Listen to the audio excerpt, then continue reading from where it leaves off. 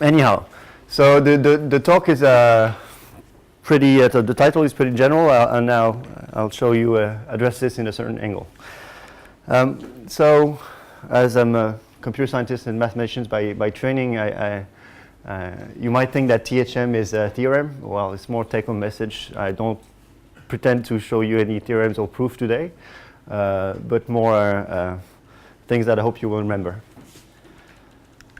So, the overall goal that we trying to achieve when looking at neuroimaging technology is to understand something at the brain level, which in the case of MEG is try to bring the resolution of MEG downwards. So basically, how much can we go about space resolution, so putting this data as close as possible to invasive measurements to have something fine-grained about brain organization or So the deal is to try to do this using better sensors. So I would say there's always this two approach to the world, and you've seen Matti yesterday when he was saying that if you want to solve the problem, you probably need to get better data that will do the job, or you would need better sensors. So that's the physicist approach to making the field progress. And if you come from the other side, the computer science or statistician approach, you say you have the data the way they are, and you try to come up with better tools to make the best of it. So I guess it's probably a bit of both, and that you need to achieve. So I'm more the computer science aspect of it. I guess that's why you invited me this morning to give this lecture.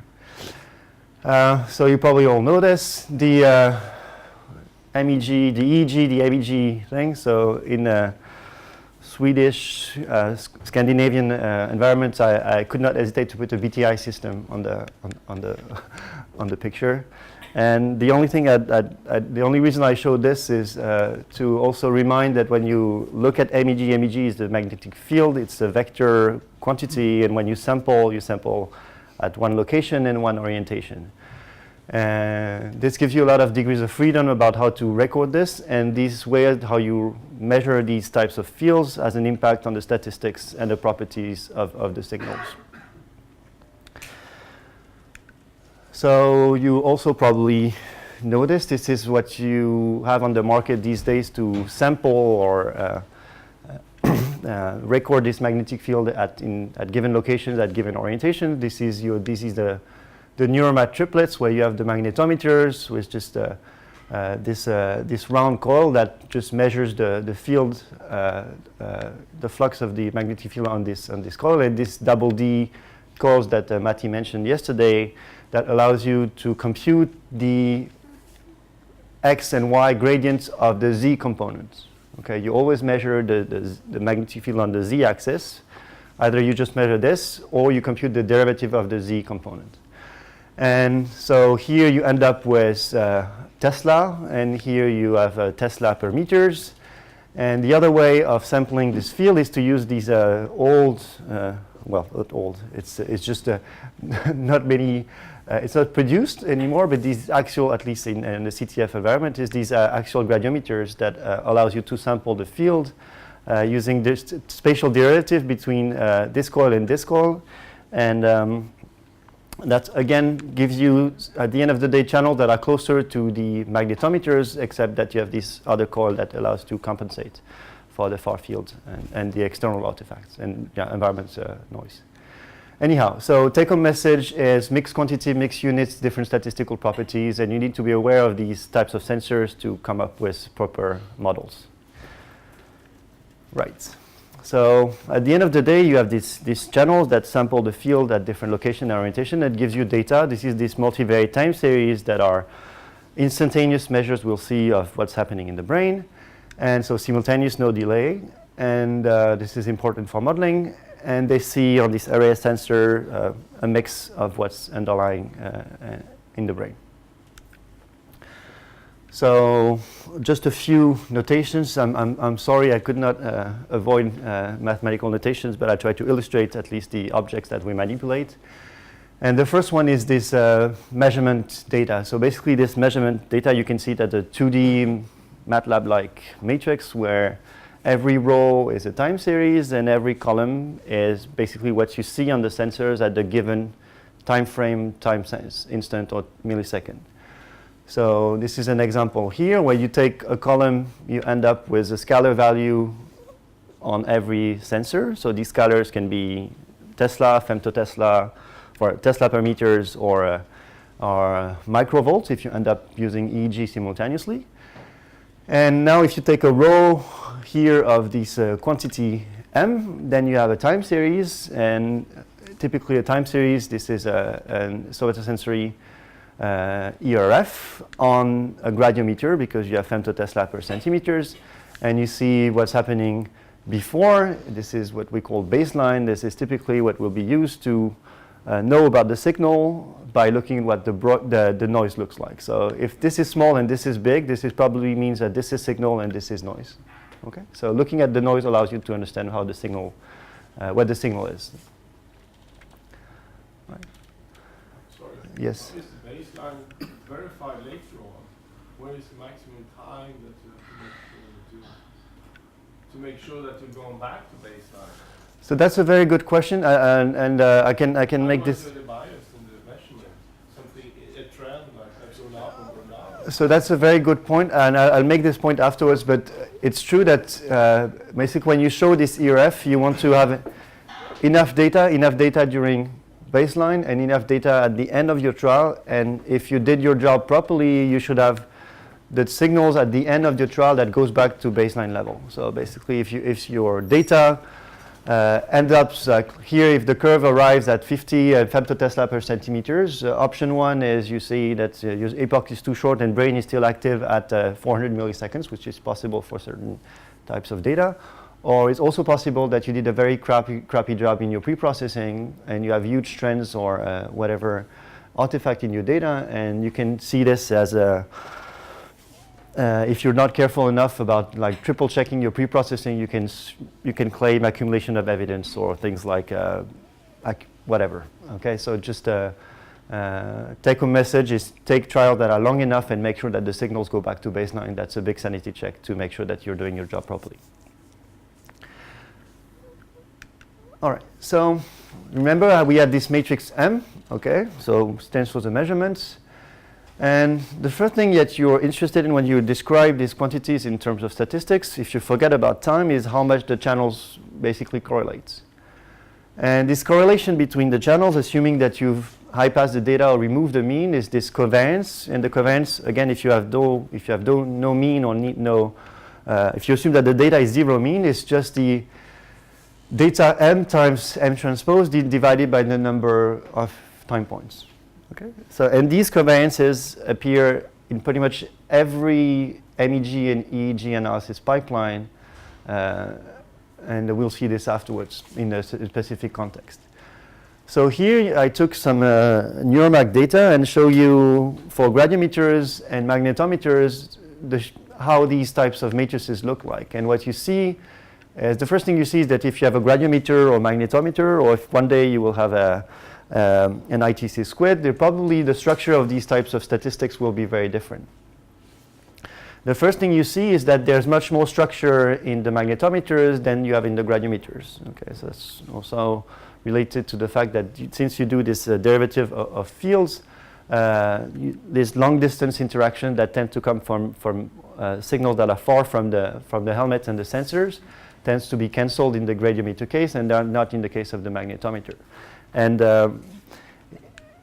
that's also the reason why, in terms of statistics, if you look at this object, these matrix is much more diagonal than this one when you see this long distance interaction between the different sensors. So take-home message, if you change your sensor, you're going to change the statistics of your data, and this will have an impact on your analysis.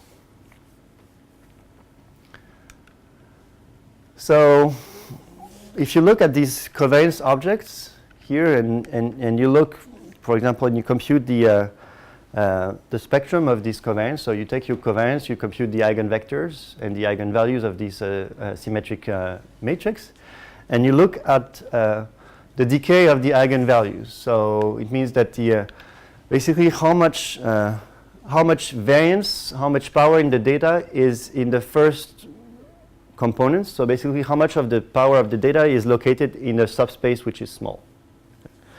And ideally, what you would like to have is some eigenvalues that don't decay very fast, and which means that you have a lot of variance that is in a subspace which is rather big. So this is related to what Justin yesterday showed in his simulation work, what he was speaking about this orthogonal, like channel orthogonalized or something like this.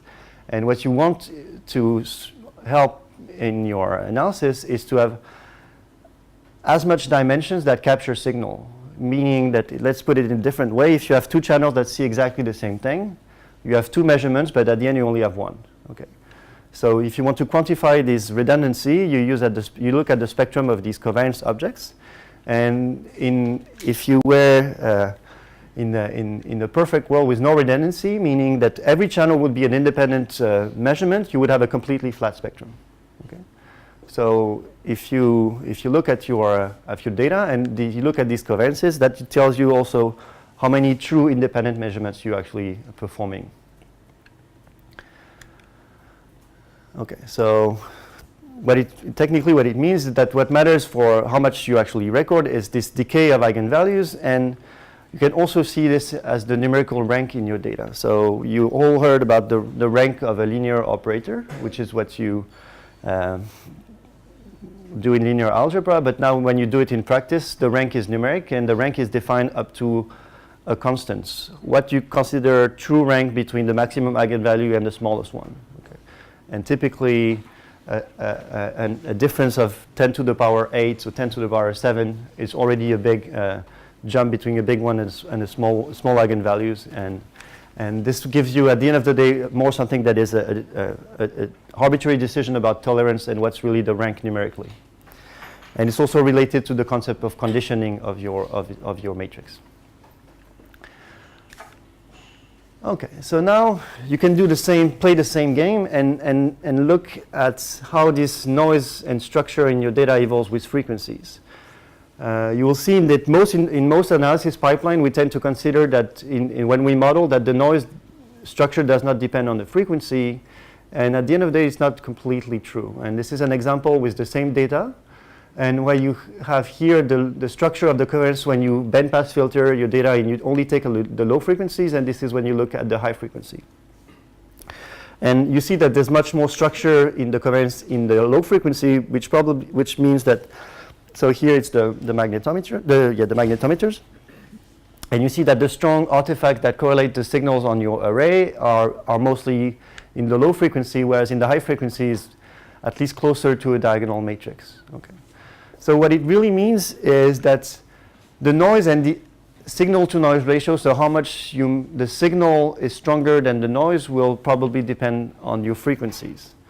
And it's not because your signal, because you know also that the brain signal amplitude tends to decay with the frequency. It's not because this signal decays with the frequency that you're necessarily in a worse scenario, because the noise also of the sensors can decay with the frequency. So you can be in a regime where the signal-to-noise ratio is stronger, even though if the signal is weaker. All right. So this is a small experiment I did for this presentation, which is I took an ERF on a NeuroMag system. So this is the virtual magnetometers that the M&E software is using during an auditory evoked field at so the N1 during a monaural stimulation. And I took this field and I used the M&E tools to remap this on a new virtual surface, which is the skin. And what you see here is the same data, but just using the MEG equations of the field propagation, how this data remaps onto the skin. Okay, so it's the same data, it's just a different surface on which you visualize the field. And you see this strong dipolar pattern, and I could see this weaker dipoles. So the first time I look at this, so I'm not completely sure that this suggests that I have, at the end of the day, 3 dipoles. I see 1 dipole and I have 3 when I reproject. So I mean, there's a literature on EEG where people use this cortical mapping to do the deconvolution of the skull in EEG and go back to a brain surface to see more fine resolution of the same data. I mean, there was just an idea, maybe we should do something like this in the MEG field rather than looking at on the virtual magnetometers on the helmet. We should project on the skin surface, and we could visually assess what's in the data much better than probably, and I mean much more easily at least than solving the inverse problem. That's just an idea if you want to pursue this. All right. So basically most of my MEG work has been on trying to do something a bit more complicated than this, which is really try to go inside the brain to find from the external measurements, non-invasive measurements, how things are happening and where things are happening and when in the brain. So solve what we call the inverse problem and see where the sources are. So to know where the sources are, you need to describe them, have a model for them, and the standard model to do this is to use the equivalent current dipole, where you assume that the currents are coming from these apical dendrites from the pyramidal neurons that are all aligned in a proper way. So when you sum up all these tiny arrows, all these tiny vectors, they are strong enough that they produce a field that you can measure. And these equivalent current dipoles end up having a proper unit, which is these nanoampere meters, at least one dipole, not the density, just the dipole amplitudes. Okay?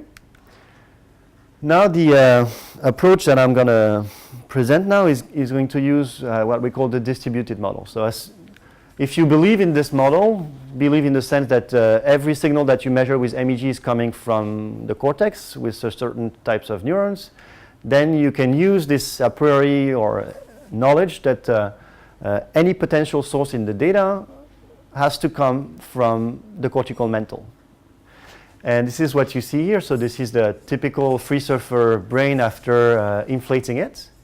So Matti was also showing this inflation process. And so what's dark gray means inside the sulci, and light gray means the top of the gyri. So what you basically at the end of the day, what you're looking for is for every location on this triangulation, the time series of the amplitudes of the sources in nanoampere meters. So the way we do it by sampling this cortical mantle in as much a uniform way as possible. And here all these yellow dots are what we will consider to be the potential source locations. Okay. So at the end of the day, what you want to do is for all of these yellow dots, you want to have the time series, the activations in nanoampere meters of these yellow dots.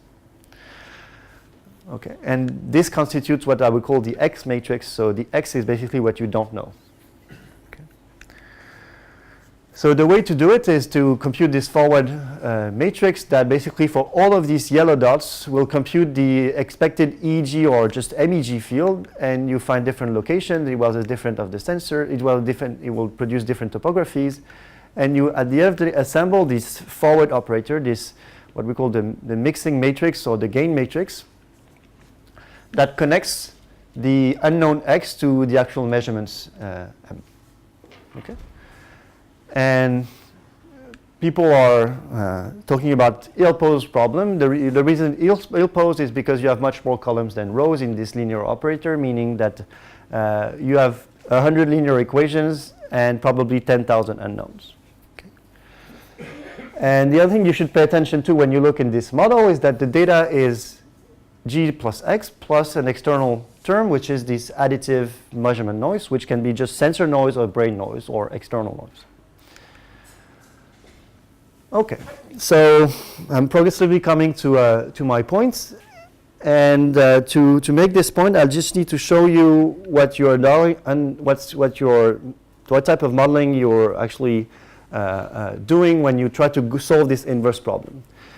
When you solve this inverse problem using pretty much every inverse method, at some point you solve a problem that looks like this when you want to explain your data M with the unknown X. So it means that M minus GX should be small. So the distance between what you actually record and what your model predicts should be small. But since you have an infinite number of solutions because you have more columns than rows in G, you need to regularize this problem. So you make some a priori. So you can do it just by defining this plain phi function, or use a Bayesian approach where you have hyperparameters that define this. But at the end of the day, it looks similar. And you have a parameter that controls the trade-off, how much you trust your data and how much you trust your a priori knowledge about the sources.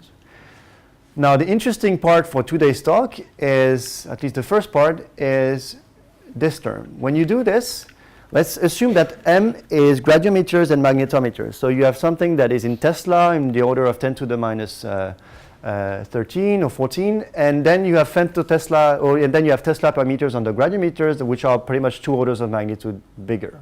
And let's say if you do EEG at the same time, you have something which is 1,000,000 times bigger in terms of floating point values. Okay, so you have microvolts, Tesla, and Tesla per meter. And if you just blindly put this in this equation and try to have the Tesla match the GX and the femtotesla and the Tesla per meters and the microvolts, you're in a pretty much bad situation because the data are not on a different scale. Okay, so how do you make this small if one thing is 100,000,000 times bigger than the other one? And this is related to the fact that when you do these types of goodness of fit, the underlying assumption that the additive noise is white and the variance does not depend on the channel types. So which means that every sensor is corrupted by an independent Gaussian random noise with the same variance. Okay, it can be 1, but just the same constant on every channel. Okay. So if there's something that is fuzzy and clear, just yeah. I mean, but because you said before that the noise might also scale with the frequency.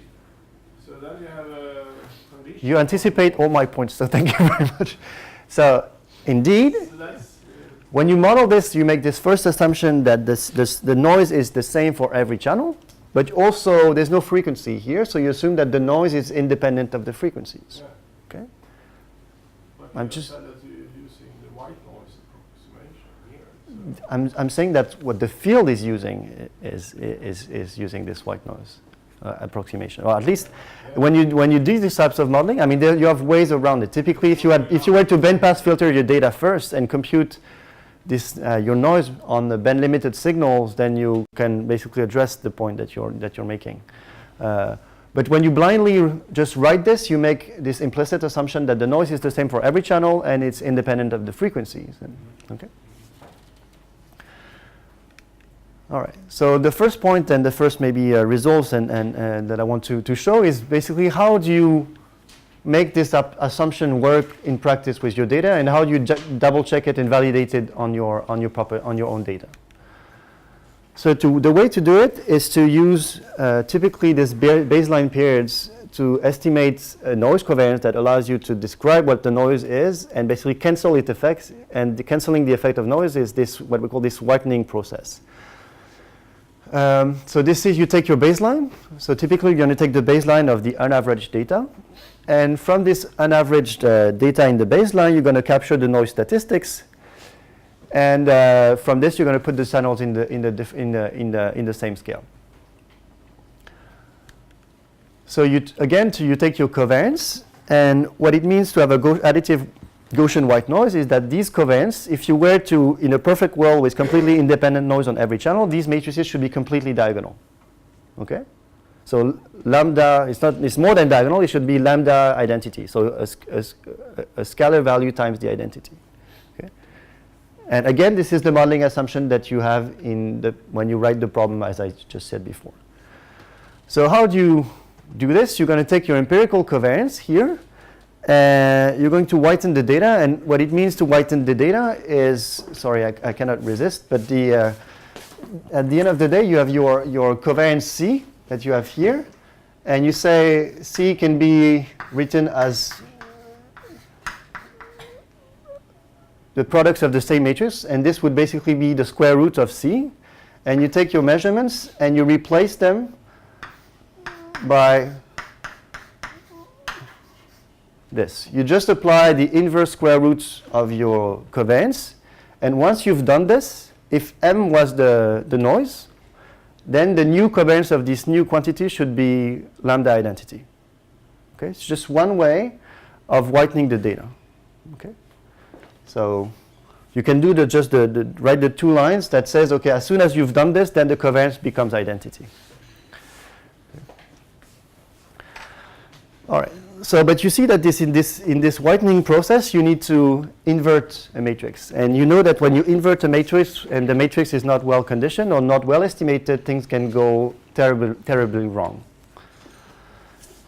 And the other way to say this is to say that the empirical covariance can be a very bad estimate of the true covariance. Okay, so remember that it's easy to write linear algebra, but in practice, all these objects in the linear algebra are derived from data, so they are statistical estimates which have a bias and a variance. And if you estimate as a big variance, even though the equation is correct, your result will be crappy. Okay?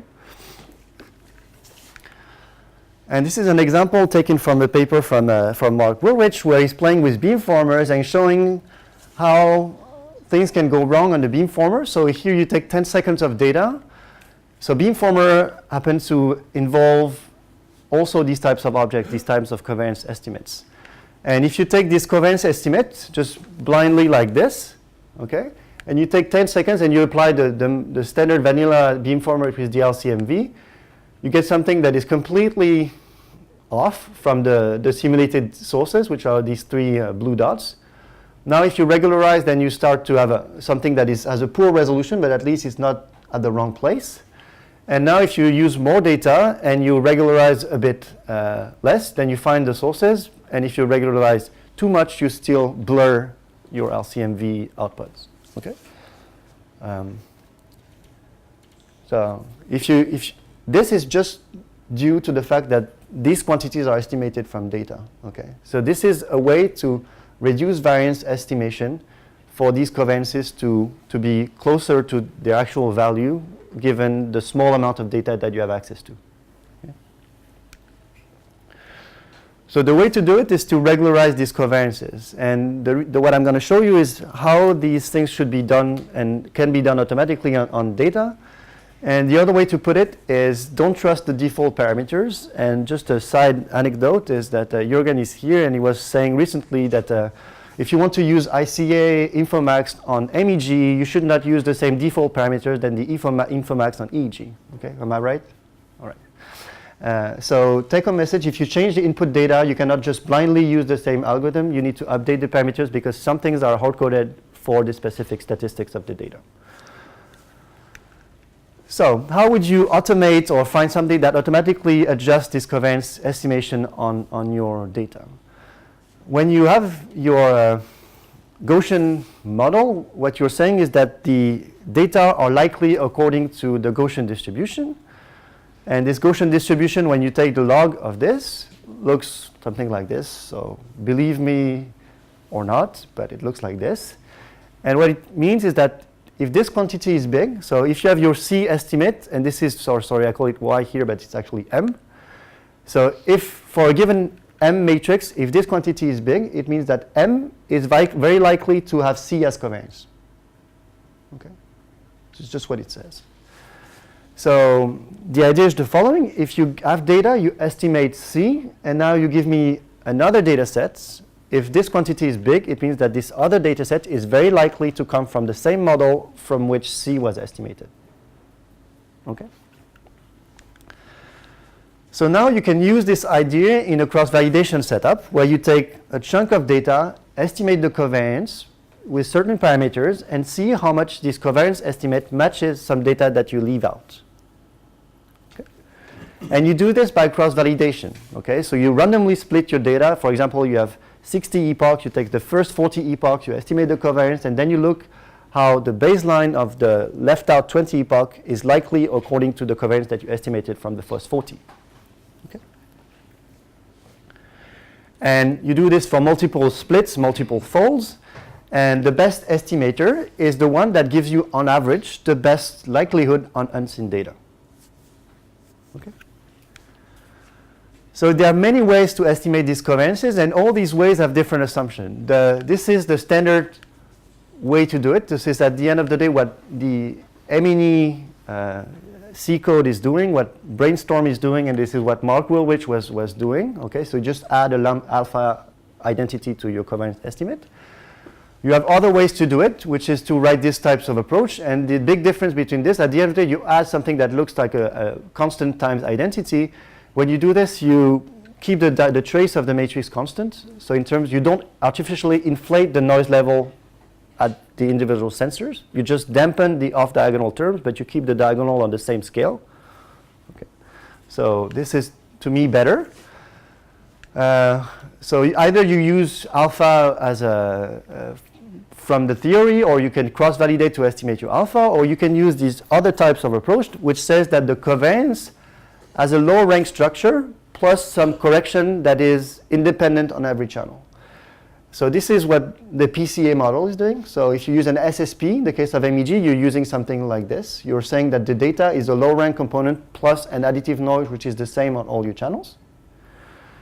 Or you can use something that is a bit more advanced than this, which says, okay, my data is low rank plus something which is just a variance which depends on the channels. So if you show these two models to a statistician, he will tell you this is a homoscedastic model, meaning that the variance and the noise is independent of the measured variables, which for us is the measured signals, the measured channels. Or, in this case, it will say that it's heteroscedastic, meaning that it's different for every channel. So imagine you have gradiometers and magnetometers. What it says is that the noise variance is different from the magnetometers and the gradiometers, or even more, it's different for every channel. Okay? And this model is has been known for ages, and is called factor analysis. Okay, so advanced way of doing PCA. So what we did is, so we took these different models, we did cross-validation, and we looked on a bunch of data set what worked best. Okay, and what could we learn about MEG signals according to this different hypothesis. So we first did a bit of simulation work and see if it actually could do the job properly. So you have a number of observations, and you look at the likelihood of the different models. And the first thing you see is that you're pretty happy, because when you take more data, then it's more likely. Okay, so it actually helps to have more data. And you could also see that if the data is truly low rank, so here we simulated 50 channels and a true rank of 10. You see that the factor analysis wins. So the factor analysis is always a model that captures better the covariance. And also what we've seen is that the true rank of the data was always properly estimated, because when you have an FA model, you have two parameters. One parameter, which is the rank of the data. Okay. And the other thing is that if you have a PCA model and the noise is heteroscedastic, and you look at the spectrum of your data, you will see you will always try to overestimate the rank of your data. Okay. So for example, imagine that you do ICA on your data, and you try to find the number of ICA components. If you assume a PCA model, so the same model, and you look at the spectrum, at the end of the day, you will always inflate the dimension. Okay.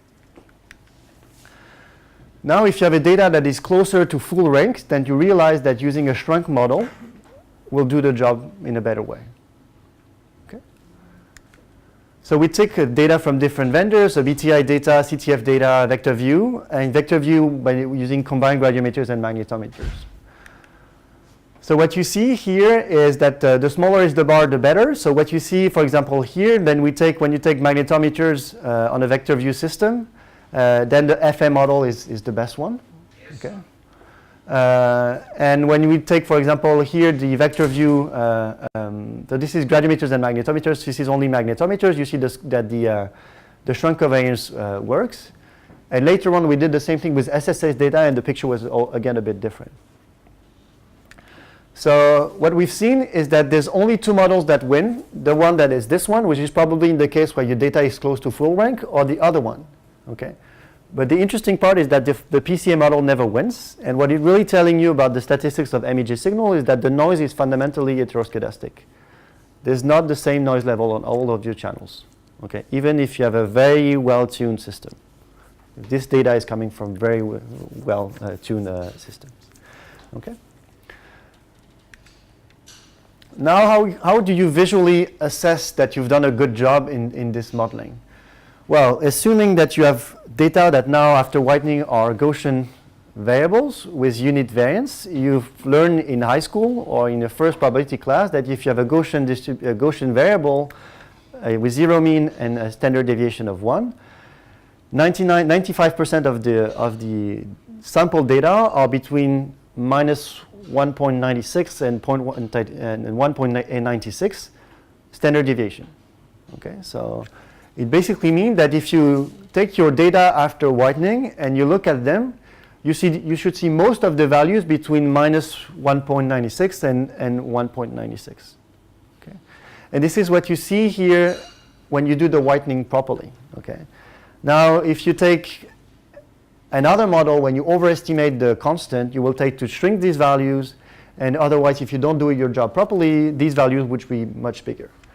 But there's also something that is very fundamental in this, and this is related to the first question, that if you do your job properly, you assume that this is noise, and underlying assumption is that here you have brain signals, but at the end you also have noise. Okay. What it means is that if this is between minus 2 and 2, if you wait long enough, it should still be between minus 2 and 2. Okay. And now, I mean, we've seen this many times. If you don't pay attention to the pre-processing and you look at this data in the whitened space, very often you see this fanning of the lines. So the lines tend to basically artificially grow, and this is a real issue. Okay, so whiten the data, look at your data after whitening, and make sure that at the end of the trial, at the end of the epochs, your data are back to baseline in the whitened space. You remember I was estimating the covariance on a chunk of data and validating on left out. It means that what really counts is your likelihood on new data. Consider baseline as train and this as new data. Okay, so the likelihood on this new data that you haven't used for the covariance should match your modeling as hypothesis. Yes? And just to be sure, like this, you're not plotting each trace is a channel, right? Not a trial. Yes, it's a channel of ERF. Averaged, yeah. Yeah. Okay. So you whiten the average data. Yeah. Right. So it's basically I'm plotting M tilde. Here, using a specific choice of C, a square root of C. Okay. All right. And the other thing you can do visually is that here, if you take all these lines, and all these lines are independent, and you average, you do a global field power. Okay, so you do the norm of all of your channels at a given point. If all of the data were independent Gaussian variables, you have a chi-square distribution, and you have the expected value of the chi-square distribution. And if you scale it properly, you can make it, if you divide by the true number of independent values in the chi-square, so the number of squared terms in the chi-square distribution, this should pretty much end up being 1, if you trust your statistical model. Okay?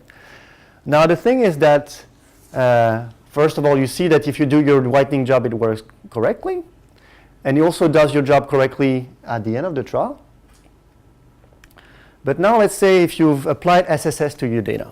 Okay, so if you applied SSS to data, combined magnetometers and gradiometers are in a space of size 64, 67. Okay, which means that in the whitened space, your independent Gaussian variables is 64.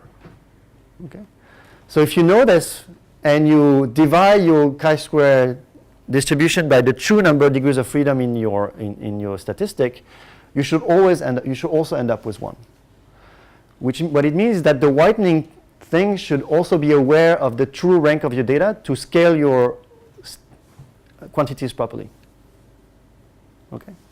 And here, when you have SSS data, you need to do it on combined gradiometers and magnetometers because they pretty much span the same space. Okay. You can predict the magnetometers from the gradiometers. Okay. So you need to jointly do this, otherwise you have a 64 rank for the magnetometers only, 64 rank for the gradiometers only, and the true rank is not 128. The true rank is 64. Okay, so you need to model them jointly to see this. All right, so take-home message, any estimator can be the best, and let the data tell you how to do this. All right, so what was, I'm very late. There's no rush. There's no rush, okay. So the regular question is, what's the impact of this on source localization? Okay, so let's first do a bit of introduction to this problem. So remember, we had this problem when we have the data fit and the regularization, and we want to estimate x. So what the MNE historical model is doing is that, assuming that the phi is this quadratic function, and which is pretty much saying that the penalty, the regularization, is the sum of the squared terms, eventually with a constant here that depends on the source location, which you can interpret as the variance of the source. Okay. So you basically also have a source covariance, which is a big matrix of size number of dipoles, number of yellow dots times number of yellow dots. Okay. The source covariance inverse. It's the source covariance inverse. I missed the inverse here. Okay. Just want to make sure that you're following.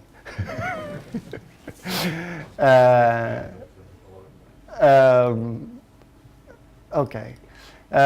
Anyhow, so what you see here, and it's also related to the question I had, is that the estimation x becomes a linear function from the input, because this matrix is one matrix that you estimate for once for all, and you just apply it to data, and that gives you x. Okay. This works reasonably well. It's super fast to estimate, and if you calibrate it well, it can do a pretty good job. The thing in terms of modeling, and also related to the second question I had, is that this inverse operator does not depend on frequency, and you also see that this lambda, which is a trade-off of data fit and prior, which is the function of your signal to noise ratio, this lambda does not depend on time. Okay. Now, if you apply this same matrix to all the time points, and fundamentally the SNR is a function of time because you have much bigger SNR on the top of your ERF on the other side, in terms of modeling, even though in practice it works reasonably well, you're doing something wrong. Okay.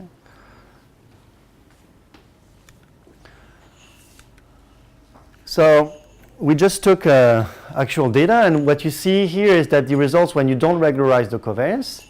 And what you see at the bottom is it's a contrast between faces and scrambled faces from the public data shared by SPM. So it's the 170 response, and what you see here in using a DSPM solution, so it's the same color bar, okay? It's the same values, numerical values for varying number of epochs.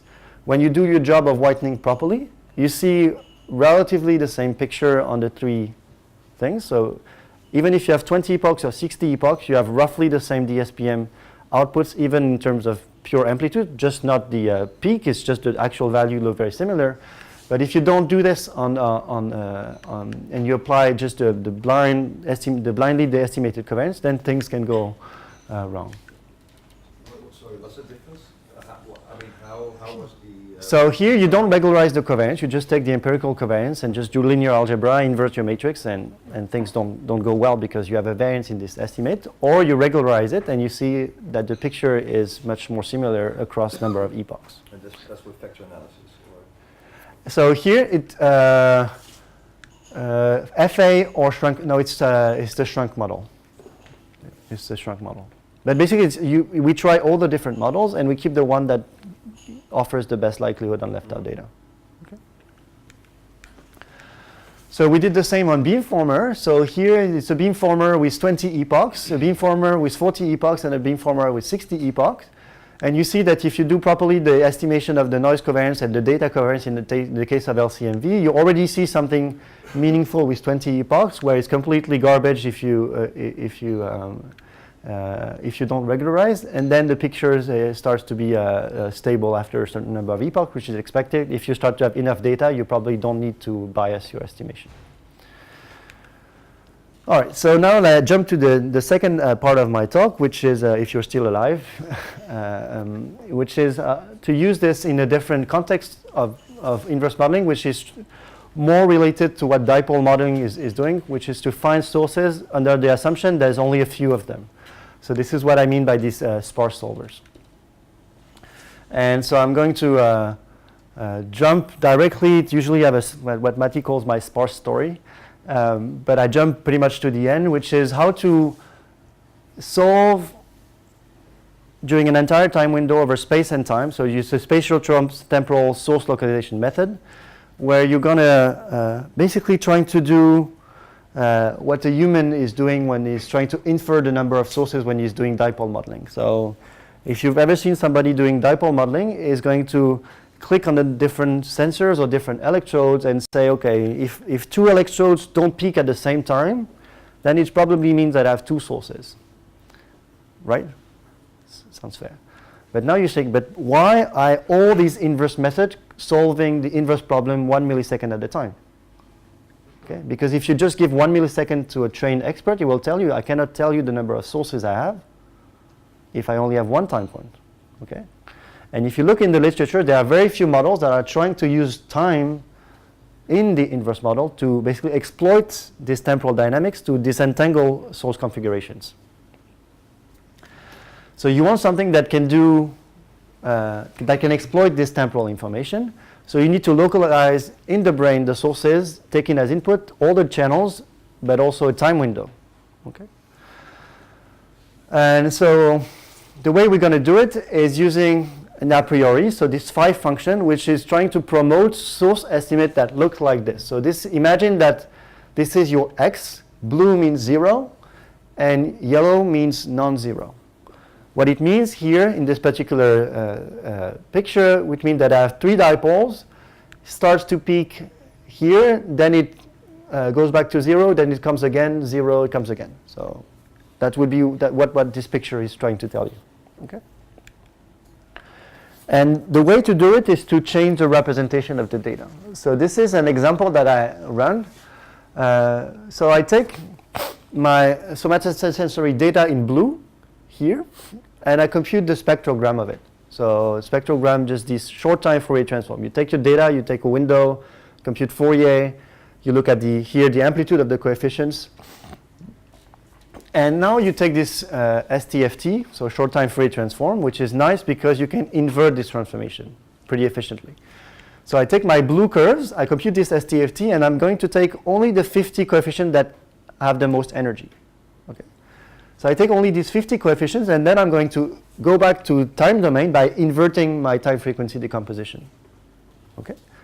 So first of all, the first thing you see is that most of the power and energy of the data is in the low frequency, which is not very surprising for an ERF, okay, but concentrated on a few coefficients. Okay. Now, so I inverse my transform, and what I see is this red curve. Okay. So you see, by just taking 50 coefficients of my data, I could smooth, denoise my data. So one question I may have is, but could I do the same with a filter? Yeah. Okay? That's my question. Okay, and the answer is no. Because let's say if you want to keep this component, you're going to do a filter between 0 and 60 hertz. Because if you don't do this, you're going to kill the amplitude of this. Okay? Because this spreads across frequencies. Okay? And if you want to have a smooth curve here, then your filter is going pretty much maybe going to be from 0 to 7 or 8 hertz or even less. Okay? So if you want to do the same types of adaptive smoothing and denoising of the data, you cannot do it with a filter. Okay? You need something that is nonlinear. Okay? And these ideas have been basically used in probably 20 or 30,000 papers in signal processing and date back from the early 90s, and some very famous people in the MEG world have been working on these types of data and applications in the early 90s. I'm not saying this because they are French, but okay. So the idea is basically, can you use these types of knowledge and methods to help the source localization? Okay. And I'm just going to change slightly the problem, saying that my data can be explained by this linear operator times the complex valued coefficients of the STFT of my sources times what we call a synthesis dictionary, a synthesis set of oscillatory atoms. So when you take the coefficients, you apply phi, it's like inverting the STFT. You can synthesize time domain time series, then when you multiply it by G, you get data. Okay. And now we're going to assume that G is known, that phi is known, and the job is to estimate the complex valued coefficients of Z, or Z, if you're British, in order to explain your data. Okay? So you go from there to there by saying that the unknown now, which is this Z matrix, which is the STFT complex valued coefficient of each of your sources, when you multiply by phi times G, you get M, and then you're going to put some a priori on the Z matrix. Okay. And every Z coefficient is one source location and then one time frequency bin, so which means one temporal location and one frequency content. Okay? So you could see this as a way to localize in one run sources in space, time, and frequency. So phi here is just the method you use to go to the frequency domain. Could be like wavelets, could be exactly. Next slide. So why would you use a wavelet or something else? If you use a standard Morley, like what we do to look at data, these continuous Morley wavelets, this is very nice to look at data, but you cannot efficiently invert these transformations. Meaning if you're an algorithm, you need to go back to time domain. You cannot really do this. Okay? That's why people use these otherwise orthogonal dyadic wavelets, where you go from, you use this basis of wavelet atoms, and that you can easily invert using these filter banks. Okay? The reason why I did not use something like this is because these transformations, which to try to divide by 2 the scales, makes your output not independent by translation. Meaning that if you shift your data, you're not going to shift the coefficients in the plane, you're going to reorganize them. Okay? There are ways to have wavelet representation that are more independent to translation, but it's not easy to do in the context of an inverse problem. Okay, so I use something like an FTFT. If you shift my data by 1 window size, it's going to shift my time frequency plane as expected. Okay. So translation invariance, invertible, and it can capture this non-stationary transient effects that you see in ERF or ERP. And it's relatively fast to compute because it's based on an FFT transformation. Okay. So then you need to put an a priori on phi. So there are plenty of ways to do that. If you want to promote something that looks like this, which means that few rows active, means few sources, and each of these sources can be explained by a few atoms in this time frequency dictionary, which means that every row of Z has only a few yellow dots. Okay? Think one row of this matrix is the time frequency plane made as a vector. Okay, so if I take one row and just reshape it to time and frequency, that's my time frequency plane. Okay. And so let's see what happens when you do it with data. So we took the waveforms obtained with a dipole fit, then we added this tiny oscillation, and we compared. So this is the synthesized data. So you see the butterfly plot by applying a forward matrix. You add noise, and this is what you get when you use a time-by-time L1 solution, what people would call MCE in the MEG literature. And when you look at the support of X, you get something like this. Now if you use something that is just promoting source activation that looks like this, which means that you have a few sources, but they are the same over time. This is what is used in most spatiotemporal sparse inverse methods. For example, multiple sparse prior, gamma map, Champagne, and these types of approach. They are making the assumption that you work on a time window, and during this time window, you need to find the location of the sources, and the sources then are active during the entire time window. Okay. And now if you do it in the time frequency domain, this is the ground truth, and this is what you estimate, and this is your synthesized data, and this is what you get in Z. Okay, this is exactly what types of support or non-zero pattern that you promoted. Okay. So we applied it to a few data sets. This is the so all these things are what I call the mixed norm estimates. So this Matti came up with this name, and I think it's a I got used to it and I start to like it. And so this is what we call the MXNE. So it's kind of a MXNE version version 2. And this is what you get with a sparse solver that does not exploit this change of representation in the time frequency domain. And here, if you do this on the same data, on these two auditory sources, you very clearly, first of all, you see that the solver puts to 0 what's happening in the baseline. And then you see these two peaks where you have here in the contralateral auditory cortex the activation that peaks about 60 milliseconds before the other side. So we did it on a more challenging data set, which is this visual data.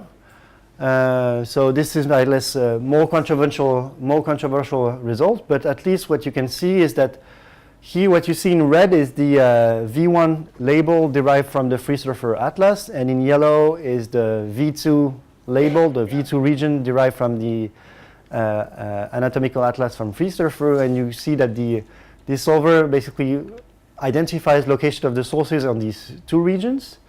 And so as any method should be compared to what other people are doing, you can do the same thing using a DSPM, source localization. So what you see in these colors is the sources, the location of the sources that we estimate using this time frequency mixed norm method. Here using DSPM at different time instant, and here using an LCMV beamformer, so using the same scales of the color bar, and you see that the LCMV also for these later components tends to agree on this blue activation. Another example is the somatosensory results, where you see here, so this is the gravimeter magnetometers using a medial nerve stimulation, and this is the sources that we get. So, I mean, we could do something that is a bit more fine-grained. I see Rita looking very closely at the results, but you see four basically foci of activation, one which is the contralateral S1 that basically pops up first. That basically aggregates the different component in one dipole, but just shows you that it's roughly happening here first. And then you have the contralateral S2 that pops up a bit later, and then the ipsilateral S2 that pops a bit later, and then another source that bumps later in time. Okay, so basically this solver identifies automatically these four foci activation, and you see from this very simplified picture how things happen on this data. So now let me connect the dots with what I've showed before. Now if you use these sparse solvers and you do a crappy job of whitening, this is what the sources that you would get. So, okay. And now if you do the same thing using a proper whitening, even if you use 15 epochs, you still get the two bilateral auditory activations. Okay, so that's the take-home message. Be careful with the whitening because it will have an impact on what you do in terms of source reconstruction. So I think I'm done, very late. So what I wanted to say now is that, so now if you change your sensor type, you're going to change your statistics, you're going to change a bunch of stuff, the number of channels. If you have more channels, it means that you need to estimate bigger covariance matrices, which means that you estimate more values. The more values you need to estimate, the more data you have to, the more data you need to estimate them. So be careful because you have more channels, which probably means that statistical quantities will require also more data to be estimated properly. Know your hypothesis when you do neuroscience. Okay, so usually I always laugh because when people talk to me about cognitive neuroscience, the hardest slide for me is to understand the paradigm, and the methods and the equations seems rather simple. So I guess if you're on the other side of the world, paradigm is obvious and why people want to do this, but the method is boring. Or uninteresting or irrelevant for neuroscience, but really pay attention to these details because what you're seeing in the data is probably what you hypothesized in your methods. to know what is signal, just look at the noise. That's a good information. Spore solvers can give you good hints about what's happening in the data in terms of interpretation and accuracy of localization. And then I jumped to my some other favorite problem, which is what I call the human inverse problem. How do you solve this problem to basically bring these tools and technology to people who are trying to do brain science? And this is trying to push these tools into academic software that people can reproduce your results, compare, and make true progress. So I guess Daniel mentioned it, but in M&E we're trying to do this, and we do it in a very open and collaborative ways by bringing people from very different very different places in the world. We don't do everything right, but I guess we're trying. We do our best. So this is where people are right now contributing from M&E. So they're basically scattered in different places, and they are basically individual who accept to spend a small fraction or a significant fraction of their time to these types of tools to spread the knowledge. And I guess we've seen a lot of valuable help in the field, and I see Jürgen here, and I guess the Jülich team we had I don't know, 20 years of MEG experience, actually taught a lot of stuff to the M&E community by sharing tips and tricks. So if you want to reproduce the results that I mentioned, you can just go to this webpage. And what I showed today is mostly the work of two students.